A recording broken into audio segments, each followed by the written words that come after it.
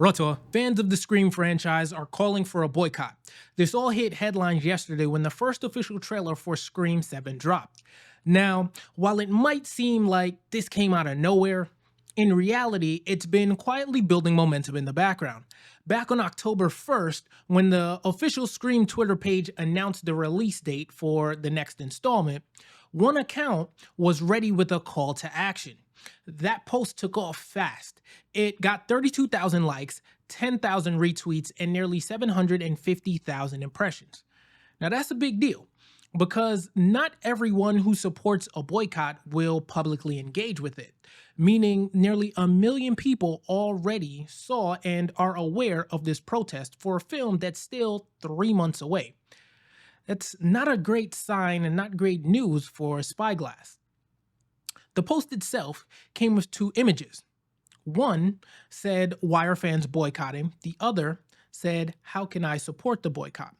Both used the iconic Ghostface image with a red circle and a line through it, and the words "Boycott Scream 7" in bold letters. The first image read, "Spyglass Media, the production company behind the upcoming Scream 7, fired star Melissa Barrera for courageously speaking out against Israel's genocide against 2.3 million Palestinians in Gaza. Standing up to Hollywood's racist censorship, bullying, and silencing through targeted boycott is an important way that cinema audiences worldwide can meaningfully contribute to the Palestinian-led boycott, divestment, and sanctions movement." The second image read, it had a few, they weren't exactly bullet pointed, but different categories could help out in different ways. So for audiences, it said, "Boycott Scream 7 in theaters and on streaming. Avoid amplifying the film on social media," which is kind of ironic because the whole protest is kind of amplifying the movie, but I digress. "Share information about the boycott with your friends and followers, especially horror fans and anyone who supports a free Palestine." Now, for organizations, it says, "Get your organization to sign on to the boycott.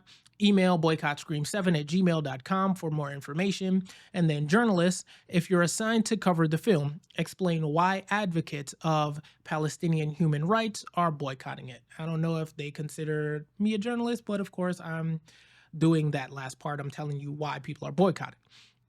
Now, at this time, more than 22 arts and advocacy groups from 4 continents are backing this movement. Now, if you're paying attention, at the bottom of that first image, the group behind it is credited as the Palestinian-led Boycott, Divestment, and Sanctions Movement, or BDS.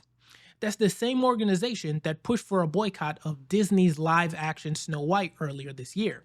Their reason? Gal Gadot's casting. They argued she was an active propagandist for the Israeli military. Although, what most people actually remember from that whole saga were Rachel Zegler's viral comments about not wanting her Snow White to be saved by a man, which somehow got spun into the prince losing half his scenes. Add in some awkward CGI, and that all became the headline. According to BDS's press release, they claimed Disney's producers blamed Zegler's pro-Palestine posts for tanking the film. But I looked through her accounts, and Zegler had been posting about Palestine long before the Snow White press run even began. And on top of that, she stopped about 7 months before the movie came out. So if the studio really blamed her post, that's a stretch. Unless, of course, she was posting on IG, which I don't use Instagram anymore, so who knows? I guess I could have checked, but I didn't, so that's my bad. Still, BDS saw Melissa Barrera's firing as part of the same pattern. Now, Melissa was fired in 2023 and Snow White was earlier this year, so the timeline doesn't exactly line up, but I get the point. They see a consistent punishment of actors who post in support of Palestine. So what exactly did Melissa Barrera say? Well, that's just it. It doesn't seem like one single post. Over several days, Barrera shared multiple stories about Gaza, but one post in particular might have been the final straw. It said in part, "Genocide is now debatable, massacre is quantifiable, ethnic cleansing is controversial." executing 1,000 plus children is rationalized. It continues on, but I'll stop there. Now, it looked like she was sharing someone else's reel in this post, but even resharing that language, calling the situation a genocide or ethnic cleansing, was enough to trigger controversy.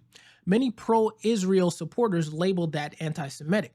Now, I'm not here to debate that, whether it was anti-Semitic or not, because what matters is that Spyglass clearly agreed that it was anti-Semitic. Because shortly after her firing, the company issued this statement. Spyglass's stance is unequivocally clear.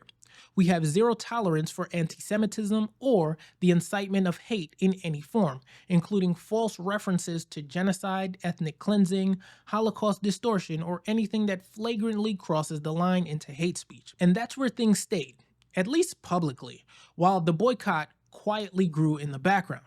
BDS now has a Twitter and a website dedicated to the Scream 7 protests, complete with social media kits for supporters. So, what do you think? Will this boycott actually hurt Scream 7 at the box office, or if it flops, will it just be because the movie's not good? Let me know down below, and for more behind the scenes industry analysis, check out this video right here.